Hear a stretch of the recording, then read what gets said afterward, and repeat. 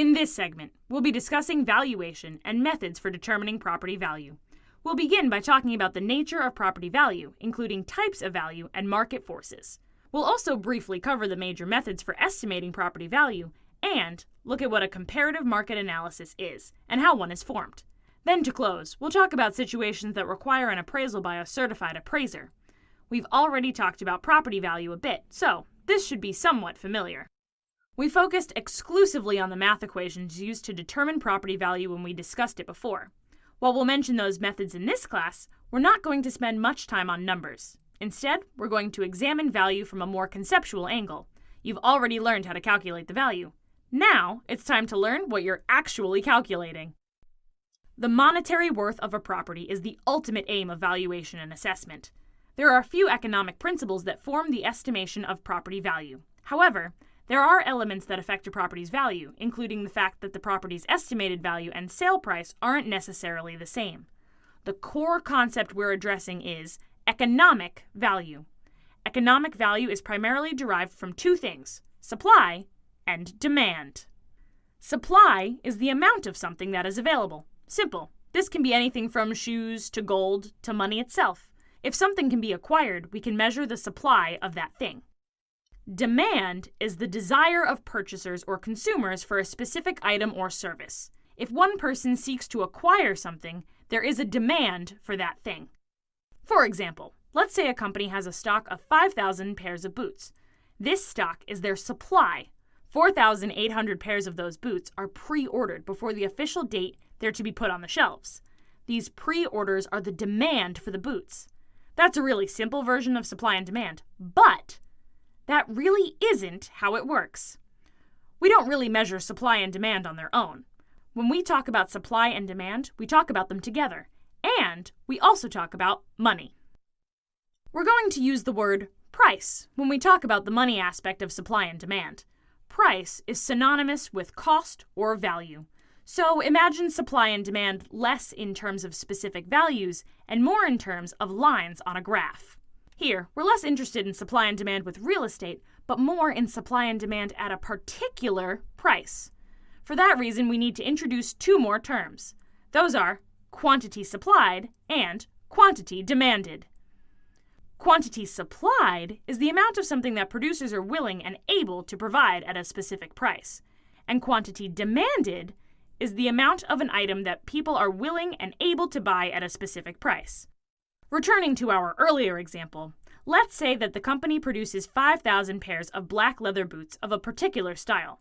Since they're unsure about the desire for this style of boot, they decide to start by selling a limited run of 1,500, with each pair being priced at $75.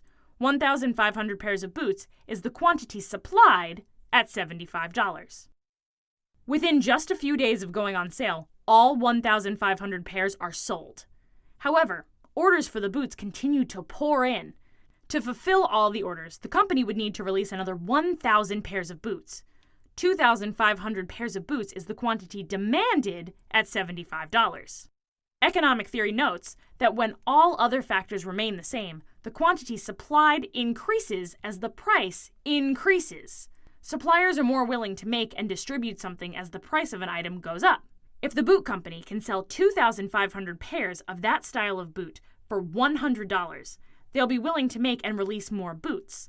The profit from the sale of the boots will be greater and should justify the increased money and labor costs of making more boots.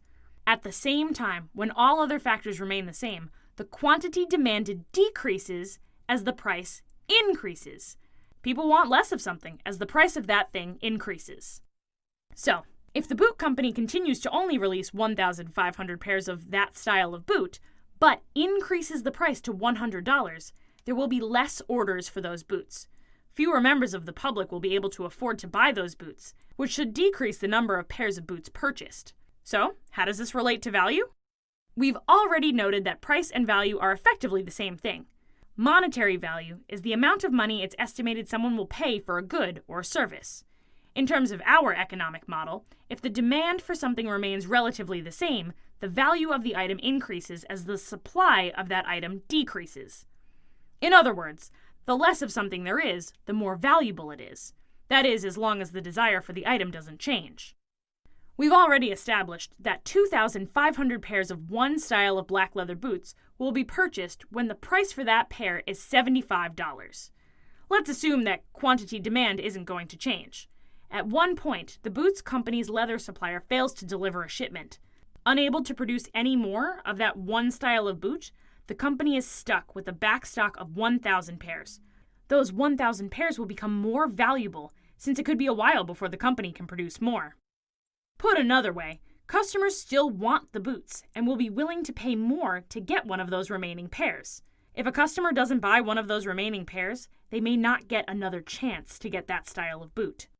If the supply of an item doesn't change, the value of that item will increase with an increase in demand. The more demand there is for something, the more people are willing to pay for it, as long as the availability doesn't change. The boot company can supply 5,000 pairs of black leather boots in that one style. The initial quantity demanded at the price of $75 was 2,500. As more people hear about the boots, the desire for them increases. However, the company can only supply 5,000 pairs at a time. The result is an increase in value of those boots. More people want them, and there are only so many to go around. Customers will be willing to pay more to get their hands on a pair before they're sold out.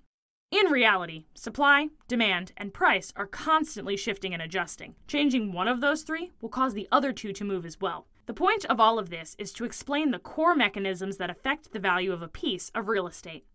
The value will fluctuate according to the rules of supply and demand. A unique property that is highly desired will have a higher property value than a property with a standard design in an undesirable location. Now that we've covered these basic economic theories, we can take a more detailed look at property value.